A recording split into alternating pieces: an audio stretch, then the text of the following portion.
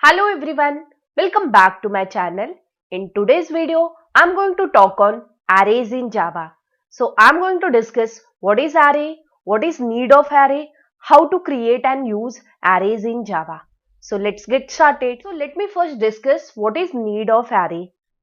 For example, suppose I have 100 of students and I want to store roll number of all that 100 students. So if array is not there, then what I'm going to do? I'm going to create 100 variables. So int roll number 1, int roll number 2, int roll number 3, like that I'm going to create 100 variable. So creating 100 variable is not a problem. You can certainly create, but just assume that if you have 200, 300, 500 or 1000 variables to be created. So are you going to create all that variables manually? So no. So for that, what we have a concept of array. If you want to store multiple values, then you can go for concepts such as array. So array we used for storing multiple data, therefore it is called as collection because it stores collection of data. So if I want to store roll number of 100 student, then what I can do, I can create array for storing that roll number. Similarly, if I want to store name or marks of 100 student, I can create only one variable and in that I can store the value.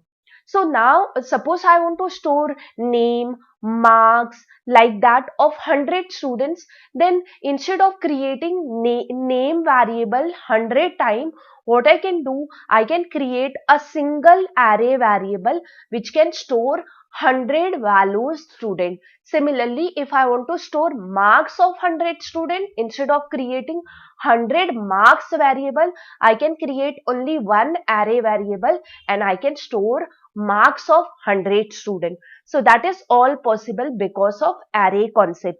So arrays comes under what? Collection. So if I want to define array, then what is array? They are nothing but collection of values of same data type. Now this word is important, same data type. So just now I said roll number. So roll number is going to be of type integer, name is going to be of type string, marks they are going to be of type float, double or integer. So all data which are coming 100 student data, they are going to be of same type. Therefore arrays are collection of values of same type. For example, if I am creating variable roll number 1, then in that I can store only roll number of one student. If I am creating variable roll number 2, in that I can store roll number of second student. Okay, like that you can do. So instead of storing this atomic value, what I can do, I can store collection of value. So for that I have to create what? Array. So now let me show you how to create array. So this was nothing but what is array and why we need array. So whenever you want to store multiple values in a single variable, then what you can do, you can create an array. So there are three ways of creating array. Let me show all the ways how to create array and which you can use or which you can decide to use in your program. Let me show you method number 1 for creating an array. So what you can do, you can create array by giving what?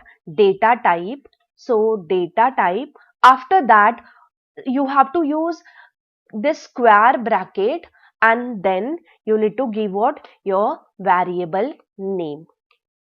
So what this square bracket indicates? This indicates nothing but the variable which I am creating, it is nothing but array variable. So now let me write one example. So what I'm doing, I'm creating int, then I'm putting square bracket and then here I'm giving what? Roll as what? My array variable name. So roll number is what? variable name, but it is not atomic variable or normal variable. It is a special variable which is known as what? Array. Now this roll number variable can store the values like 1, 2, 10, 100, 20 or whatever you want. So if you write in this way, what I'm doing over here, I'm just declaring my array variable. Similarly, you can declare variable name, but this name is not going to store single value. It is going to store what? Multiple values, because I'm having what? This square bracket. There is other way of declaring this array, like instead of using this square bracket after data type, you can write that after variable name. So let me show you that. For example, I'm writing int marks, and then after that I'm writing this square bracket. But actually generally we don't use this in Java. It is what? C or C++ convention. So you try to prefer this one. I prefer providing a square bracket after my data type, because that gives special meaning that I'm having collection of values of the same type. So this is what? Nothing but just declaration of variable. Now what you want to do? You want to create memory location for this variable. Then what you can do? You can use method number 2. So let me show you method number 2.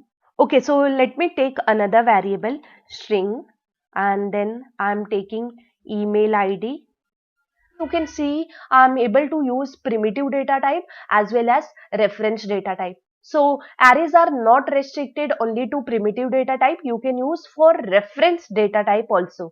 So if you have created any class and you want to create 100 objects of that class, you can go for what? Array concept. So just remember one thing, that it stores value of same kind. You have created variable of type int, then in this variable you can store only integer values.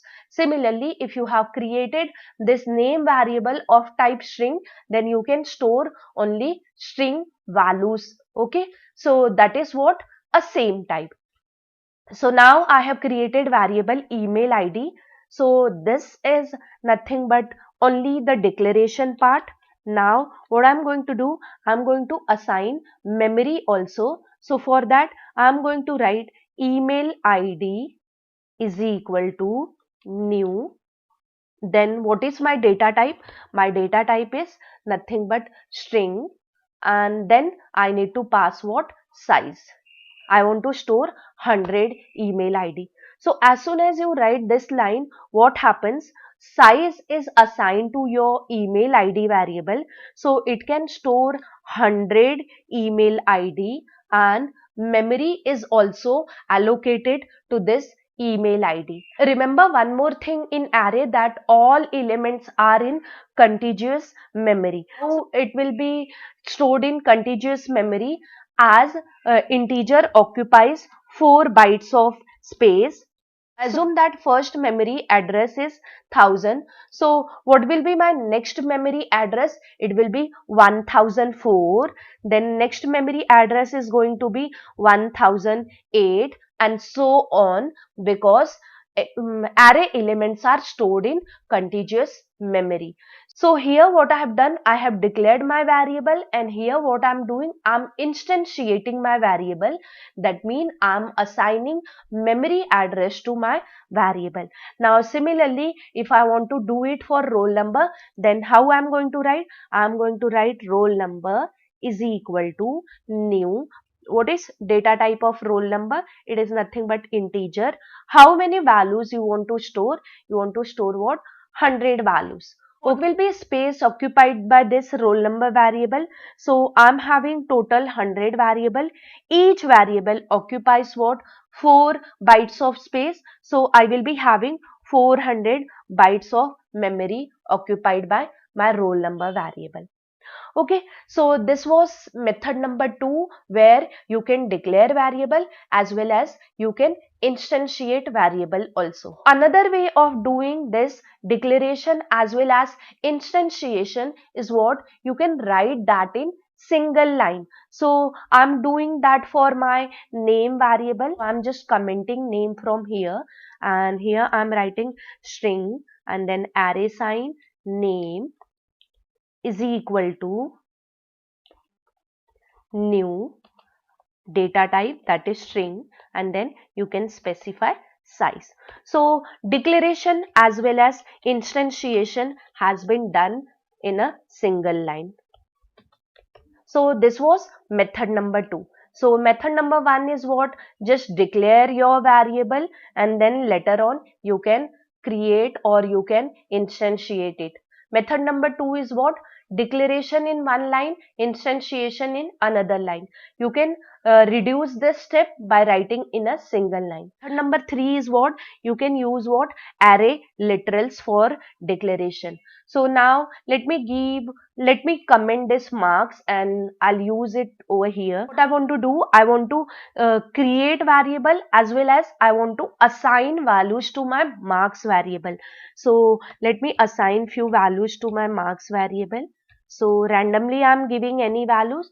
So what will happen? It will do what? It will create an array variable marks and it will assign values to this marks variable. So what will happen? The first value of marks will be 78, the second value will be what? 89, third value will be 45, fourth 67 and fifth 90 and so on. So this way you can declare and assign values to variable. Declaration and assignment can be done in a single step. So size will be calculated automatically for this marks variable. What will be size? The number of elements which I am having in this curly bracket. So these are also known as what? Array literals. This method is also known as creating array by using array literals. 3 ways we have seen for creating arrays.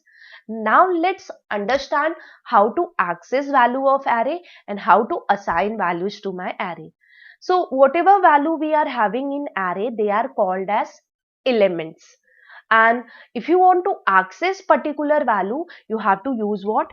Index. So let me do that for name. So for example, I want to store name of the first student. So I need to pass index, and in Java, index starts from 0th position. Almost many programming language follows this convention of starting index from 0th position in an array. If I want to store name of the first student, then what I'm going to do? I'm going to write name 0 and then here I'm going to write FYCS, and similarly suppose I want to store name of the second student, then I can write what? SYCS, and so on. You can store the name. Student name is going to be what? TYCS. So this way you can assign values to your array variable. So I'm passing index. So my first index will store value FYCS, second will store SYCS, third will store TYCS. So you can see since it is starting from 0, so for third I am writing 2. So if you want to have fourth position, then you have to do what? You have to write what? 3, that is -1. So this way you can assign values to your array variable. Now suppose you want to print any of the variable.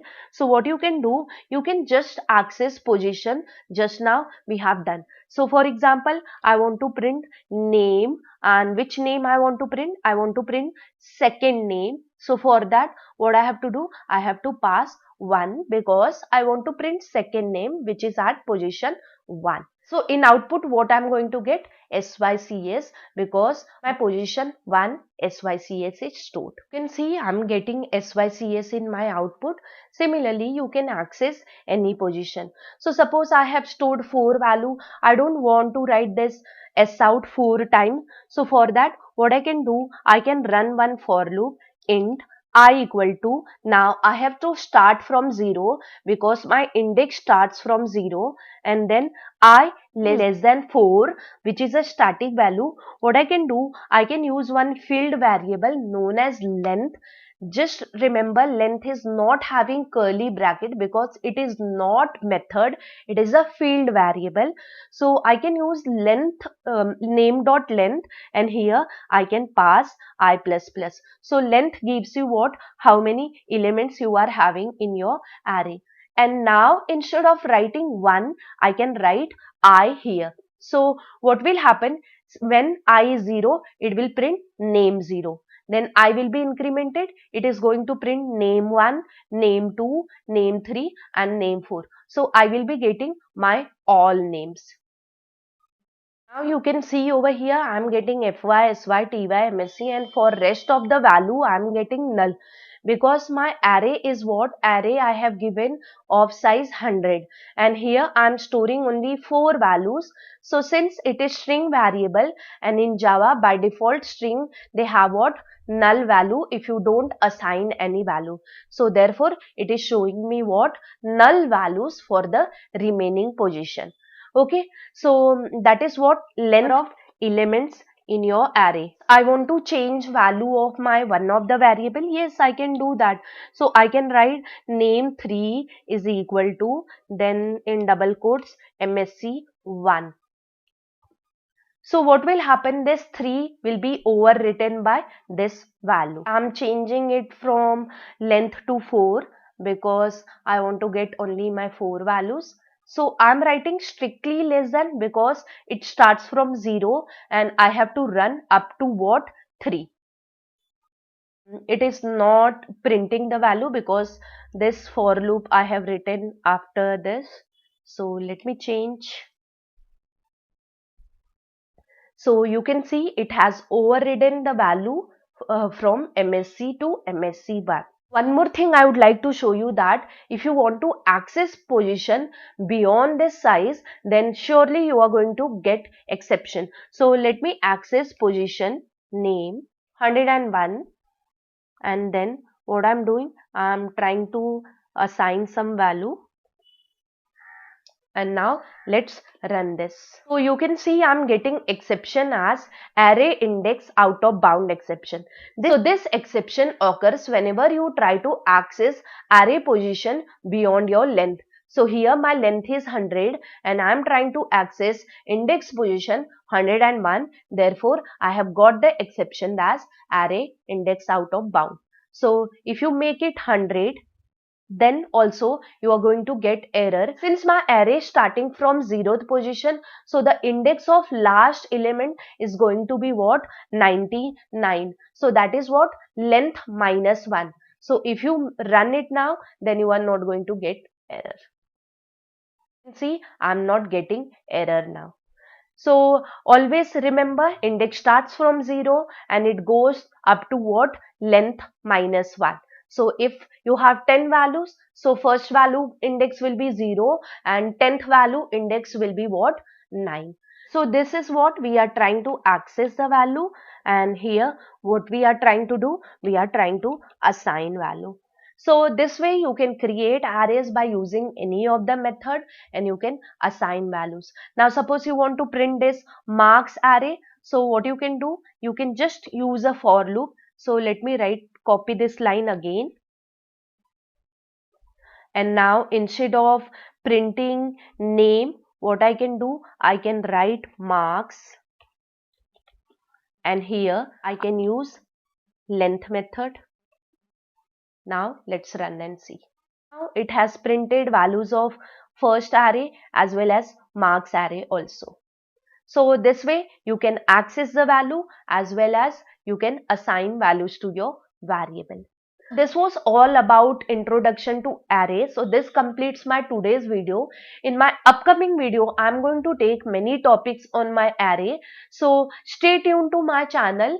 I'm going to take what concepts such as multi-dimensional array, how to create matrices using array, how to multiply, how to find out inverse, and like that so many programs. If you have still not visited my channel, please visit my channel. I have created so many playlists for Java programming. So you can see here one playlist is there which is Core Java tutorial. Just visit that playlist. In that I have given everything related to Core Java, like installation of JDK, NetBeans, IntelliJ, how to run program using Notepad++, Notepad. From A to Z, everything is there in this Core Java tutorial. So just go and watch the video which is needed for you. And friends, still if you have not subscribed to my channel, please do subscribe it now, and don't forget to share my videos to your friend. Also, hit on the like button, and if you have any kinds of query, you can post in comment box. I'm going to surely help you out. You can see my comment box. There are so many students who are posting their errors, query or help, and I'm solving and helping them. So if you have any kind of problem, you can also post over there. Certainly I may help you all. So thank you friends for watching my video till end. See you in my next video. Till that, bye bye and take care.